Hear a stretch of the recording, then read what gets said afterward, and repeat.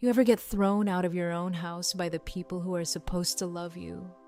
Yeah, that happened to me. My parents, completely convinced I stole money, slammed the door in my face. All because my little brother Calb decided to frame me. I was 18, homeless, and utterly betrayed. And here's the thing, they believed him without a second thought. What followed that night? Chaos, fear, and a plan I never thought I'd have to make. Stick around, because this story gets wild. I had just finished a 6-hour shift at the coffee shop, my apron still clinging to me, smelling like burnt milk and espresso, when I finally walked through the front door, expecting nothing more than a quiet dinner and maybe an hour to squeeze in some studying. But the second the zipper on my backpack tore open, it felt like a gunshot echoed in the living room. I froze, clutching my car keys in one hand, the other arm loaded with my work apron in the bag. The chaos hit me like a wave. My father was standing over my scattered school things, his face dark and unreadable. But it wasn't my textbooks or my crushed gym clothes that held his attention. It was the money, that thick rubber-banded stack glowing under the recessed lights, sitting right there in the middle of my bag. I swallowed hard, my voice barely a whisper. "Dad, what are you doing?"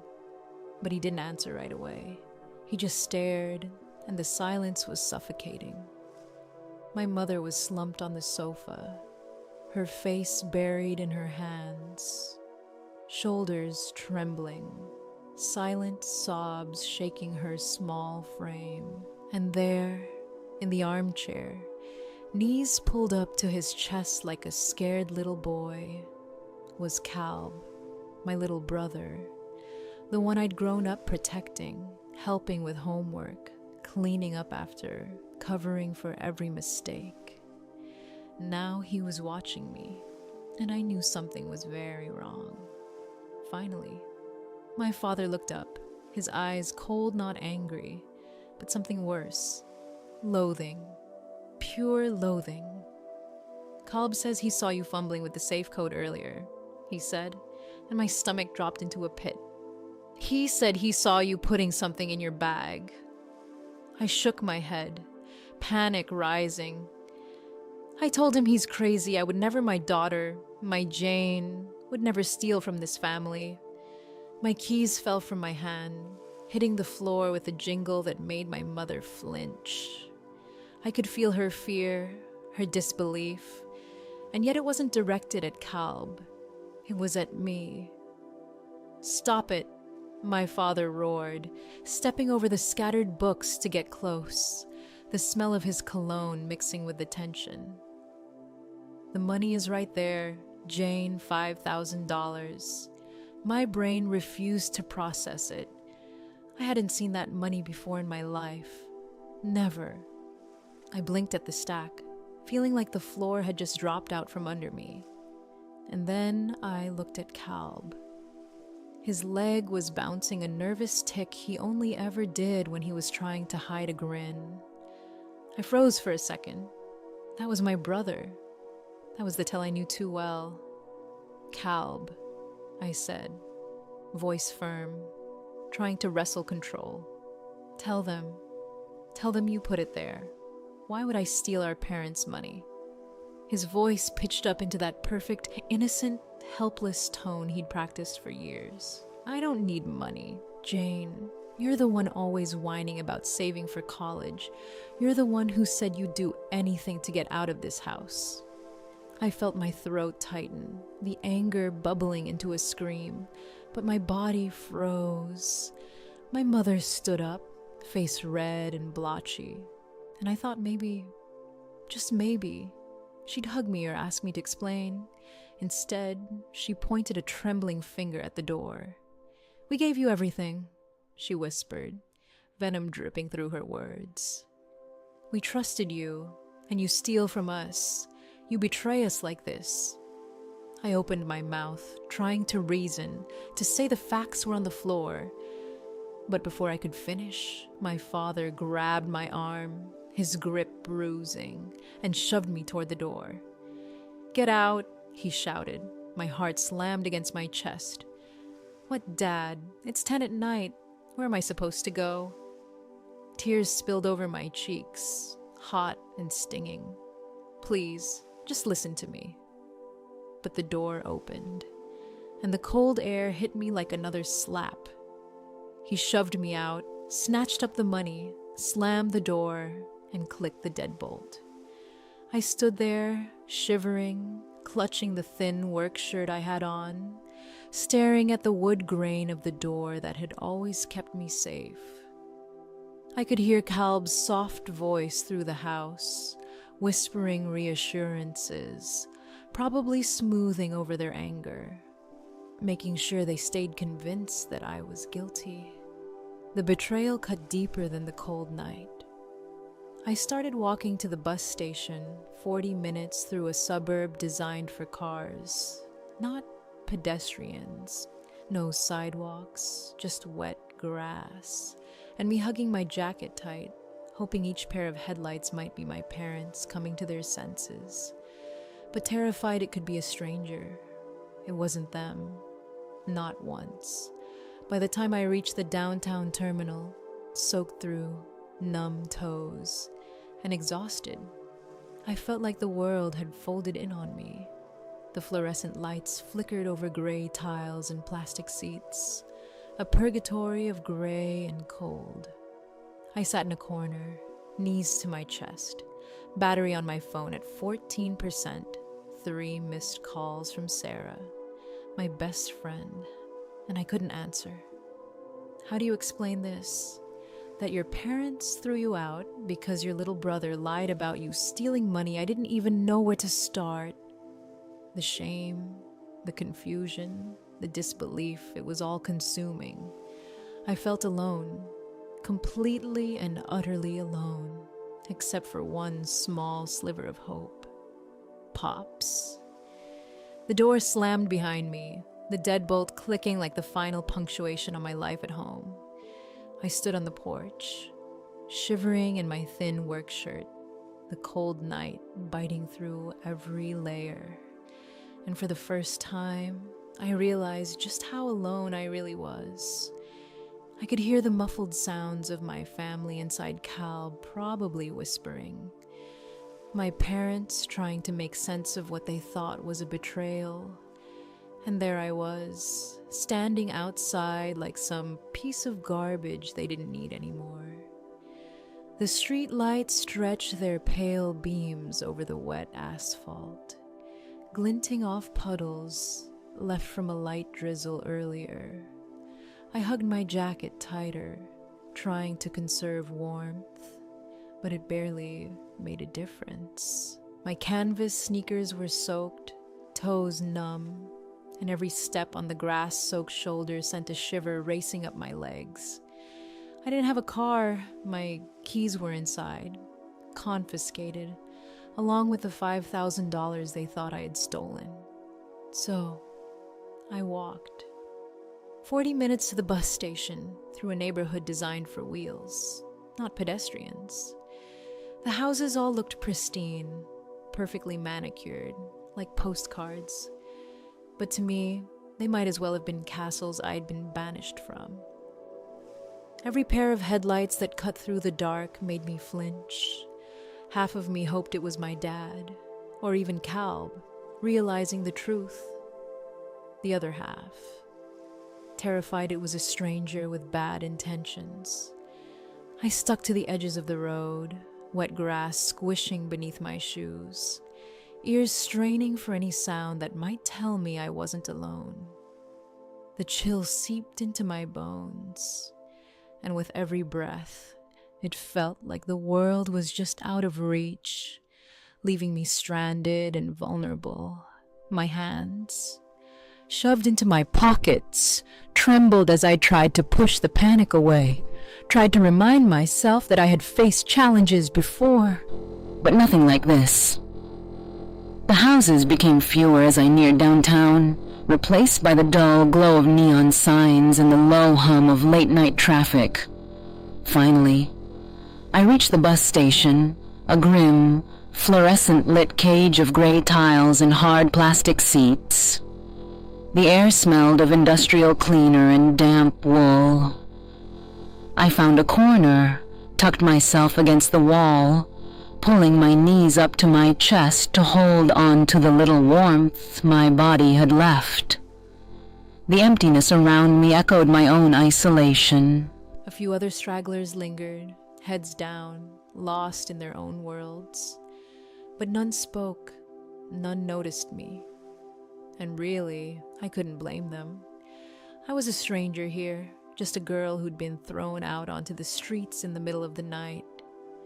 I pulled out my phone, battery at 14%, 3 missed calls from Sarah, my best friend.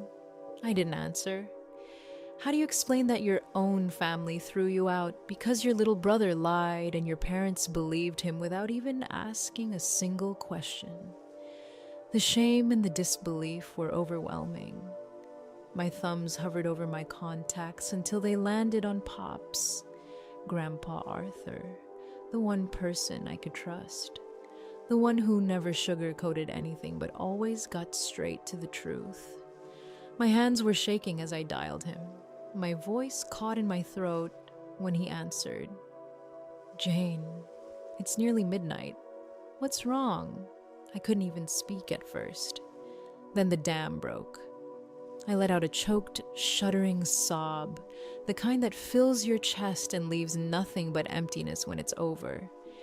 All I could do was whisper, "Dad, they think I stole money, but I didn't." And for a moment, I felt a small flicker of hope. Maybe I wasn't completely alone after all.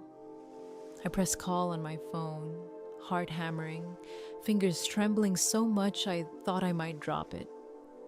Pops picked up on the third ring, his gravelly voice still thick with sleep.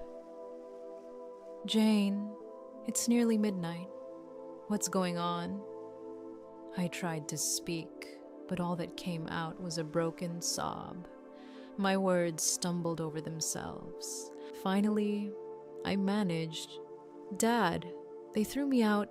They think I stole money. I didn't. I swear." There was a pause on the other end, long enough that my stomach twisted. Did he believe me? Did he think I was just another kid lying to cover for something stupid? Then his tone shifted. The sleep was gone, replaced by something sharp, commanding. "Stay put," he said, each word deliberate. "I'm getting in the truck. I'll be there in 30 minutes. Do not move. Do not talk to anyone." Relief washed over me, but it was mixed with a knot of anxiety. 30 minutes felt like forever. But knowing he was coming gave me a little anchor in the storm. I whispered back, almost reverently, "Okay, I won't move. I promise." I could hear him rustling, grabbing his coat, the sound solid and grounding in a way that made the fear and chaos inside me shrink just a little. Pops had always been like that, calm, unshakable. The kind of man whose presence made the world feel like it wasn't collapsing, even when it was. I trusted him more than anyone, and even through my panic, I felt a tiny spark of hope. If anyone could make sense of this mess, it was him. I hesitated before asking, my voice small. "Pops, did Calb have anything to do with this?" Another pause, longer this time, and then his voice returned, measured, deliberate. "He said he saw you. He told them." I closed my eyes, leaning against the cold metal frame of the bus station bench, trying to process that. My little brother. He had set this whole thing up, Pops continued, his tone low and firm, almost dangerous. "Your father is a fool, and your brother is a liar, but they've both forgotten something very important." "What?" I sniffled, wiping at my nose with the sleeve of my wet jacket, feeling small, helpless, but hanging onto every word. There was a quiet shuffle on the other end, and then Pops's voice came back, dropping to a rumble. They forgot I helped install the security system in that house 10 years ago, and I never trust a system I can't check myself. My heart skipped. Security cameras inside the house. My breath caught. I hadn't even known they existed beyond the doorbell and garage cameras. Pops continued calmly, giving no hint of panic, just a steady, deliberate certainty that made my chest tighten with both awe and relief. I can check. I will see exactly what happened. Jane, and we're going to make it right. Even as the cold air bit into me, a warmth of hope and determination settled in my chest. Pops was on my side. He always had been. And if he could see the truth, then maybe, just maybe, I wasn't as alone or as trapped as it felt. Growing up, it was always clear that Kalb had a different set of rules. I was the firstborn, the experiment, the one who had to prove myself at every turn.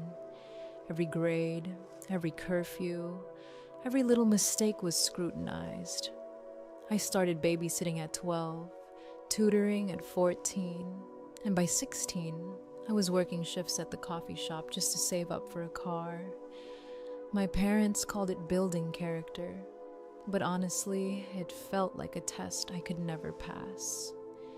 Kalb, on the other hand, was treated like the masterpiece. By the time he was born, my parents were wealthier, more relaxed, and significantly more lenient. If he failed a test, the teacher was incompetent, and suddenly a private tutor appeared. If he wanted something, like a $3,000 gaming setup for his birthday, it was just a matter of asking nicely.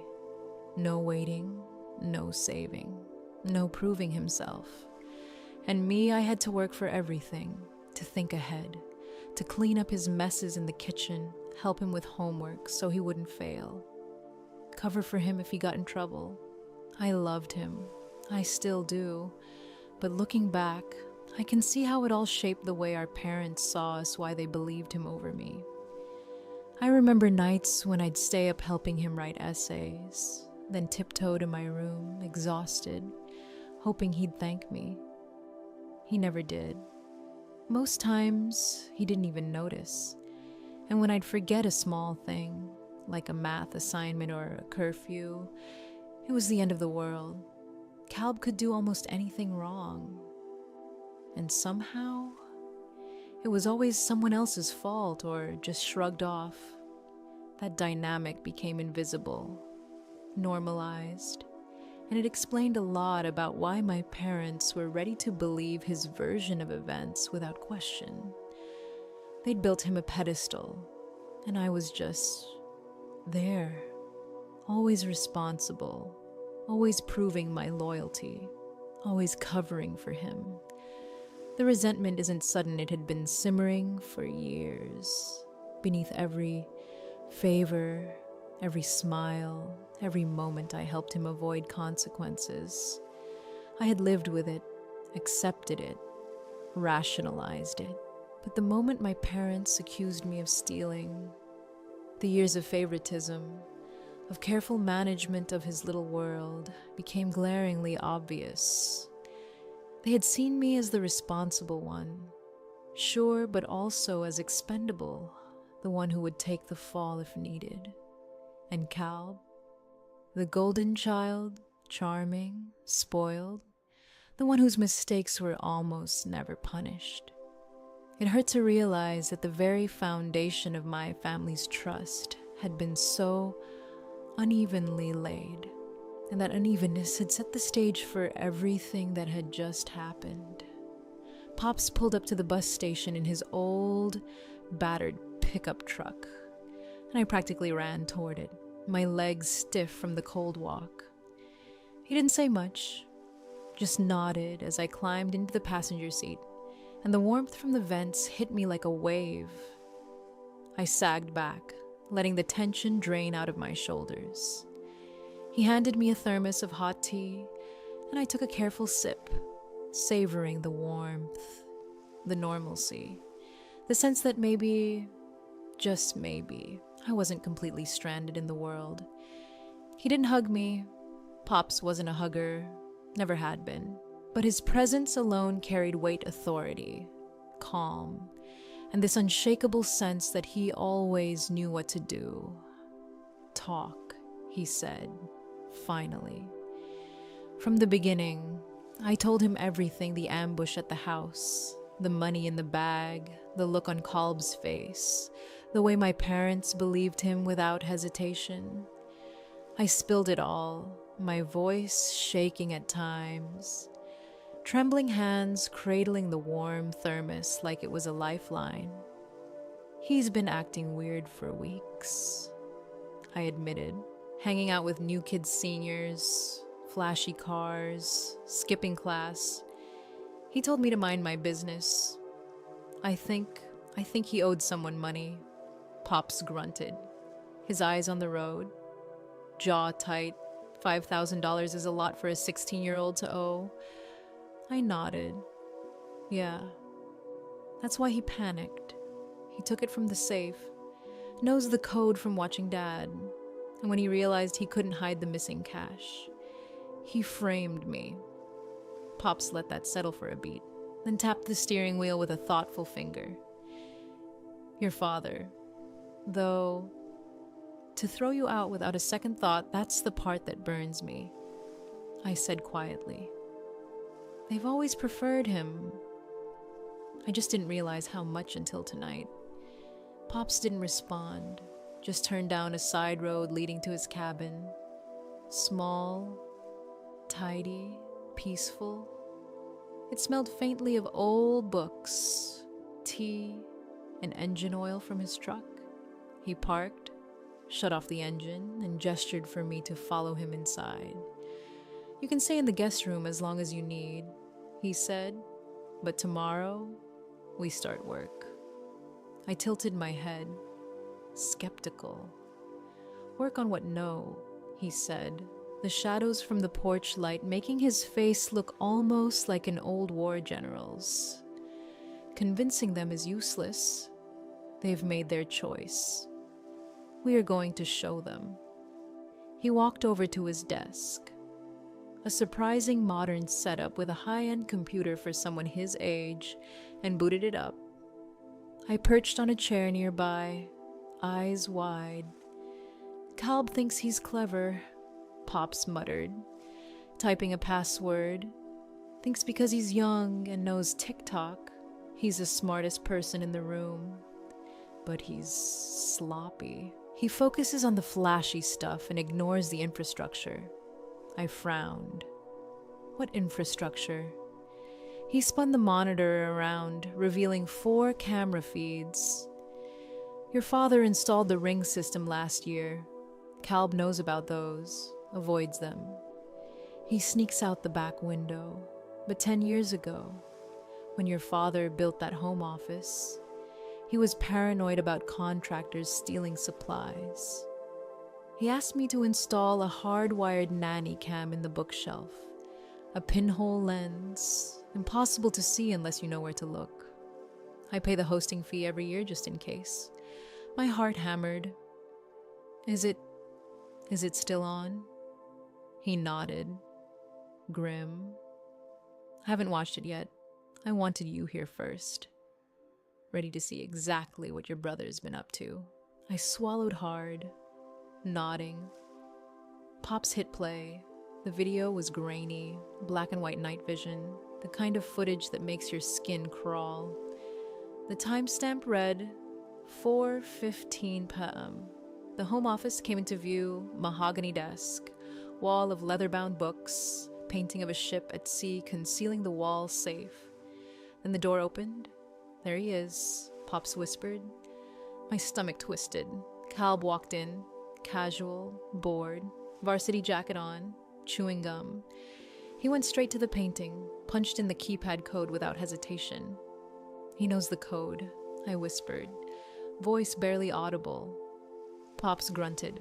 Your father uses his birthday for everything. A thief wouldn't know that. A son would. The safe door clicked open. Calb reached in, pulled out the envelope of bills for roof repairs, fanned them out, and did a little celebratory dance. I froze, my chest tightening. Then came the part that made my stomach drop. He walked over to my usual backpack spot, pulled the stack of cash out, separated about $500 into his pocket, and stuffed the rest into my bag, patting it down like some twisted gift. He mimed an explosion and whispered, boom. Tears sprang to my eyes. He set me up. I said, voice cold, hard. He didn't just need the money. He needed a scapegoat. Pops didn't flinch, just hit spacebar, freezing the frame of Calb fleeing, cash stuffed under my gym clothes. I could feel a mix of fury and disbelief coiling tight in my chest. No, I said, reaching for my phone. I'm sending this to Dad now. They need to see Pop's hand shot out, clamping over my wrist. Stronger than I expected. No, he said firmly. If you send this now, what happens? Your mother cries, your father yells. Calb claims he was pressured, confesses next week, and nothing changes. You understand, we're going to do it right. Not just prove you innocent, but prove him guilty. Undeniable. I sank back into the chair, staring at the frozen image of my brother, the icy satisfaction in his smirk, the betrayal clear in every move he made. Pops' eyes met mine, unwavering. We find out why he needed the money. We track the $500. We build a case so public, so undeniable, that they cannot look away. Not with a story, with a hammer. I nodded, a strange mix of dread and determination settling into my bones. This was no longer about innocence. It was about justice. And for the first time, I felt like we had a plan. We spent the next few hours going through every lead Pops could think of. And then it hit me Venmo. Calb had his accounts locked down, but his friends list wasn't private. I pulled up the app on my laptop, heart hammering. Most of the names were just kids from our high school. But then, one name caught my eye. Kyle R. Pops leaned over, squinting at the screen. Known for running a sports book for high schoolers, he muttered. My stomach dropped. That explained a lot. I clicked on Kyle's profile, scrolling until I found recent transactions. And there it was, 2 payments from Calb, the king. 9 part 1 and part 2. I felt a mix of anger and disbelief. He's gambling, I said, voice tight. Pops let out a low whistle, and I could see it on his face. This finally fit. Everything made sense. The $5,000 missing from the safe, the $500 he had pocketed, the desperation in his behavior over the past weeks. He wasn't just careless or spoiled. He was in serious trouble, owing someone dangerous money. I leaned back, staring at the screen, mind spinning. All those nights of covering for him, helping him with homework, cleaning up his messes, it wasn't enough. He had lied, manipulated, and then framed me for the whole thing. The betrayal burned. It was one thing to mess up or even steal. It was another to ruin your sister's life to cover your own mistakes. I felt cold fury creeping in, but also a sense of clarity. I finally understood his motive. It wasn't about me. It never was. It was about him. And now, finally, we had proof. Pops tapped the screen gently. Eyes narrowed. This gives us the motive. Now we wait for the opportunity. His voice was calm, but there was an edge to it.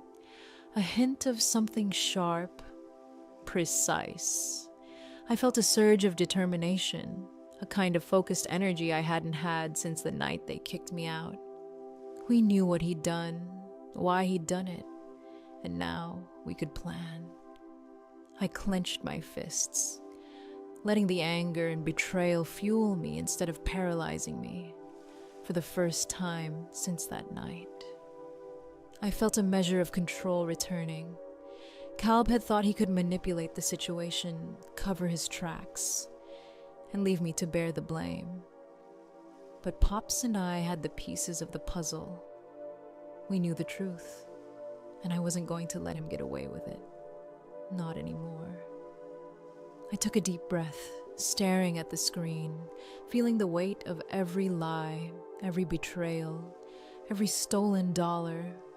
My resolve hardened. It was time to make things right, not just for me, but to ensure that Calb couldn't do this to anyone else. Not again. The days leading up to the barbecue were a masterclass in patience, strategy, and honestly, anxiety. Pops and I spent hours mapping everything out in his small cabin, sipping tea and pacing, muttering over details as if each one could make or break the plan. I couldn't sleep the night before. My stomach twisted every time I thought about walking onto that perfectly manicured lawn, surrounded by neighbors, family, and everyone who had believed Calb over me. The idea of facing them all, head held high while knowing my parents had thrown me out, it was terrifying. Pops, though, was calm, always calm. He leaned back in his chair, hands folded over his chest, eyes sharp. "Don't focus on the fear," he said, his voice low, deliberate. "Focus on the plan. We're not here to argue or beg. We're here to show the truth.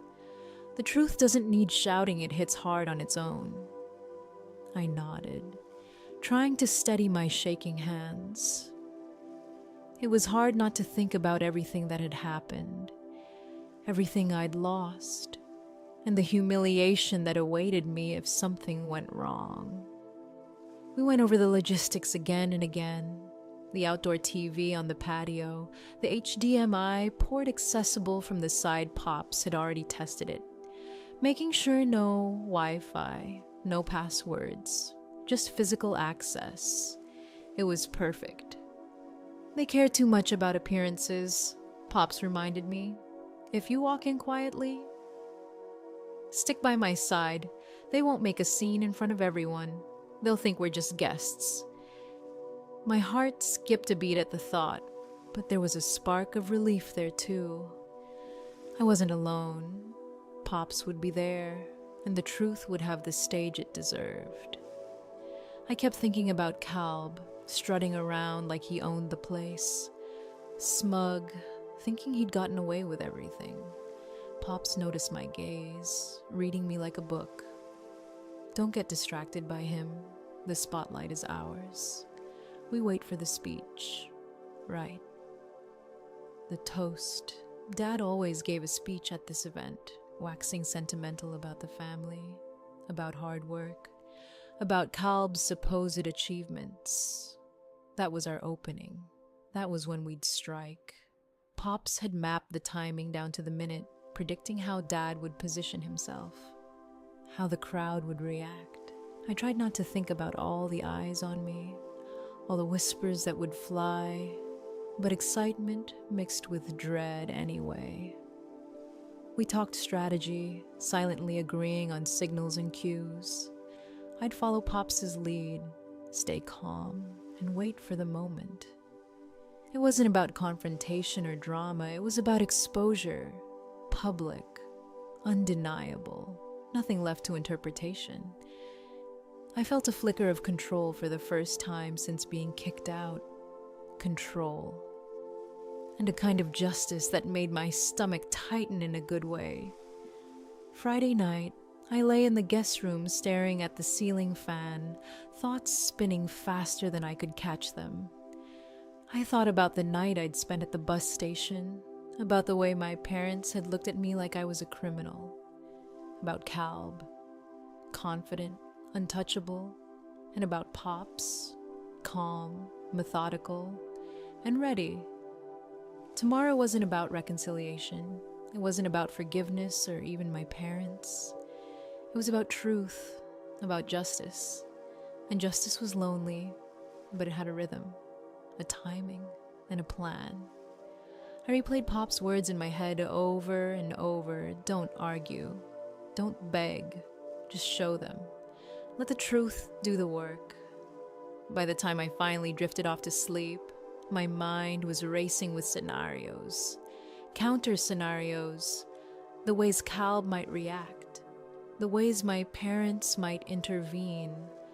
But underneath the anxiety, a steady current of anticipation ran through me. Tomorrow, we'd finally level the playing field. Tomorrow, for the first time in weeks, I would have the upper hand, and for that, even in my exhaustion, I felt a small, fierce thrill. Pops and I had a plan. The evidence was solid, and nothing could stop us from showing the truth. I didn't feel entirely safe, but for the first time in a long time, I felt ready. The air in the backyard smelled like charcoal smoke, expensive cologne, and a kind of hypocrisy you could almost taste. Pops and I slipped through the side gate just as the sun began to dip behind the tree line, casting long golden shadows over the perfectly trimmed lawn. The kickoff barbecue was in full swing, at least 50 people. Neighbors I'd grown up with, members of Dad's golf club, the pastor from church, and, of course, Calb's friends clustered around the pool, laughing too loud. Every step I took felt like walking through a minefield of stares and judgment. We moved toward the coolers, keeping to the edges, while Pops made his way subtly to the patio, where Dad would eventually make his speech. My chest was tight, stomach fluttering, but I focused on the plan. Calm. Steady. Just follow Pops. I caught sight of Calb, leaning against the garage doorway with a soda can in hand, smirking like he'd already won. I stopped a few feet away, keeping my voice low and steady. "How's Kyle?" I asked casually. His grin faltered, just slightly. Who he said, though I could see the tension in his shoulders. Kyle. The guy you Venmo'd, part 1, part 2. The $5,000, was that the whole debt, or do you still owe him? My voice was quiet, but deliberate, and I saw him glance nervously toward the patio, checking the doors. His soda can crinkled in his hand, the grip tightening. "I don't know what you're talking about," he hissed. "You're crazy? You're trying to blame me for your crap." I leaned a little closer, still casual. "And the gloves. Why were you wearing your winter gloves inside on Tuesday afternoon cold in Dad's office, or just trying not to leave fingerprints on the safe?" He visibly recoiled, stepping back, as if I'd slapped him. You weren't there. You couldn't see that. I see everything." "Calb." I lied. Well, halfway lied. And trust me, right now you look guilty as hell. His friends shifted, sensing the tension, but I didn't look away. I didn't flinch. I just picked up a box from the stack I was carrying. "I'm leaving." I said, "Enjoy the room." I turned and walked toward Pops, who nodded once. Subtly, Calb was rattled. I could hear it in his breathing, sharp and uneven. He was paranoid now, and I smiled inwardly. Good. That was exactly what we needed. The barbecue continued around us, but every conversation seemed to pause as whispers spread. My father was about to give his toast, and that's when everything would change. Dad stepped onto the raised deck, microphone in hand, champagne flute in the other, and I felt my heart hammer in my chest. He cast a meaningful glance in my direction. sorrowful, but completely blind to the truth. "If I could have everyone's attention," he began, voice booming. "Thank you all for coming. We've had a challenging week, times of trial reveal character, and I want to take a moment to honor my son, Calb." The crowd echoed to Calb, clapping, and I felt my stomach turn. "That smug little bastard." Pops gave me a subtle nod. "Now." My cue. The large 70-inch outdoor screen, previously playing a generic family slideshow, flickered and went black. A harsh static cut through the speakers, silencing the laughter instantly. Pop stepped from behind the potted fern, holding the tablet like a weapon. "What is that?" my mother hissed. "I think," Pop said, voice booming without a microphone, "we should watch a different kind of home movie." The camera feed from the hidden nanny cam appeared, time-stamped and crisp, showing Calb walking into the office. The crowd gasped. I felt the heat of every eye on me, but I stayed calm, standing beside Pops. They watched as he cracked the safe, pulled out the money, and fanned it across the desk. The little celebratory dance boom echoed through the silent backyard. My father's jaw dropped. My mother's hand went to her mouth. Then came the second clip, the framing. Calb shoved the cash into my backpack, mouthing boom, smirking at the camera, completely unaware. I could feel a cold fury settling over me, but Pops stayed composed, hitting pause and letting the silence speak. I saw whispers, horrified expressions, even people stepping back from the patio edge. My brother, the so-called rock of the family, looked like he'd been punched in the gut. He turned toward us, voice cracking. "It's fake. It's AI, nobody moved." The recording continued, showing the audio clip Calb saying, "Thanks, loser. Now I can go play Xbox while you do the work like a good little slave." The video froze on his smirking face. The backyard was heavy with silence. My father's champagne flute slipped from his hand, shattering on the patio stones like a gunshot. He turned slowly to Calb, expression drained of color. My mother trembled, whispering, "Calb, what is that?" He screamed, high-pitched, panicked. "Grandpa made it up? He hates me? He's trying to ruin me." Pop's voice cut through the hysteria, firm and unflinching. "That camera has been recording to a cloud server for 10 years. David, you installed it." Remember, Dad's face went pale, realization dawning with a physical blow. Every movement, every code, every act, he saw it, knew it was real. "You stole the money," he said, voice hollow, broken, different from the roar he had given me that night. "And you blamed your sister," Calb stammered, backing up as murmurs in the crowd grew into gasps and whispers. "She deserved it," he said, trying to justify. "She always makes me look bad. I needed the money." "Okay, I owed Kyle." My mother's hand covered her mouth. "The bookie." Dad's gaze turned to me, and for the first time, I saw him small, humbled, ashamed. He approached Calb, who flinched, expecting a hit. But Dad whispered, "Get inside." Now Calb ran like a rat fleeing a sinking ship. Dad turned to the crowd. "The party is over.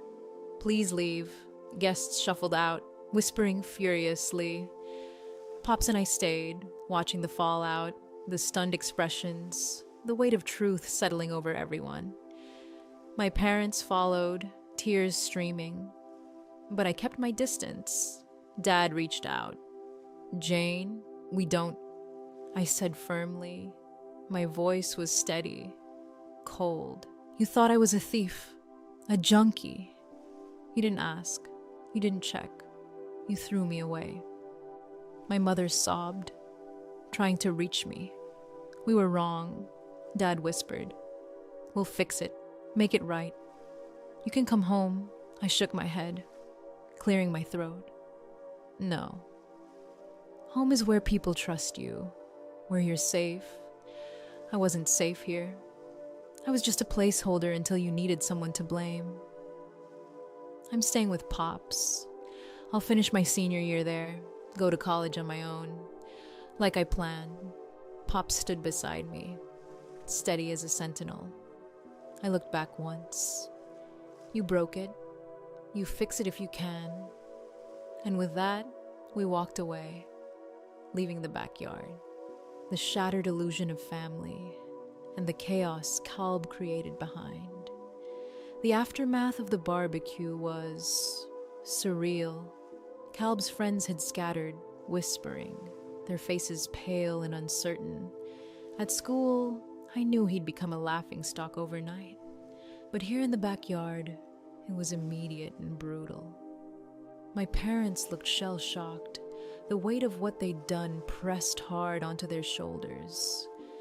My father's usual commanding presence was gone, replaced by something quieter, humbler. My mother's face was pale. Tears streaked across it, hands trembling as she reached for my shoulder, then pulled back, unsure how to act. They had been confronted with the truth in the most public, undeniable way, and it stunned them into a kind of mute awareness. Pops and I stayed to gather my things, moving slowly, letting the silence of realization wash over them. The neighbors had mostly left, though a few lingered, watching cautiously, whispering among themselves. It was almost peaceful, in a tense, post-storm kind of way. Kalb had disappeared inside, probably thinking about what just happened. Maybe even realizing that nothing in his little world would ever be the same. My parents took steps immediately to address the chaos. Kalb was pulled out of school and sent to a strict therapeutic boarding school specializing in behavioral issues and gambling addiction. They even had to cash out a significant portion of Dad's 401k to settle with the bookie Kyle, preventing him from physically harming Kalb. And yes, a police report was filed against Kyle, holding him accountable for the high school betting operation. Socially, Kalb evaporated from the circles he used to dominate. The exposure had consequences that would ripple for months. And for me, my parents finally made it right. They returned my belongings, replaced lost or damaged items, and offered to pay for tuition or any support I needed. But it was different this time. It wasn't a gift or an expectation. It was acknowledgement of what they had done and what they owed me. I lived with Pops for the remainder of the school year, and in that calm, orderly space, I found something I hadn't felt in years: peace. We spent evenings fixing his old truck, playing chess, sipping tea. He never pushed me to forgive my parents, and somehow, that made it easier to eventually start considering it. I had space to breathe, to think, to heal. I realized that home wasn't about a building. It was about trust, safety, and people who actually had your back. Pops had always been that person, and I was endlessly grateful for it. By graduation day, my parents showed up, but they respected boundaries.